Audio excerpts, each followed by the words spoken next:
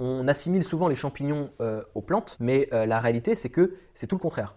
En fait, il existait un super royaume qui regroupait le royaume des champignons et le royaume des animaux. Et donc en fait, les animaux sont des champignons.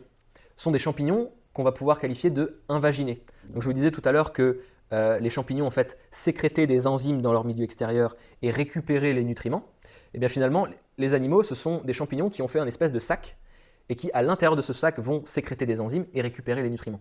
Donc en fait, plutôt que de digérer dans le milieu extérieur directement, les animaux ont fait un petit peu cette forme de sac pour digérer à l'intérieur d'un nouveau milieu. Donc ça, c'est quelque chose d'absolument incroyable qu'on ne vous transmet jamais à propos du monde fongique. Cette méconnaissance, finalement, est probablement aussi un savoir perdu de notre chasse aux sorcières, typiquement européenne, lors du Moyen-Âge. On a finalement chassé les gens qui connaissaient un petit peu les plantes et les champignons, parce que c'était un savoir un peu occulte qu'on assimilait du coup à de la sorcellerie, et qui a valu à ces gens-là de goûter aux flammes du bûcher.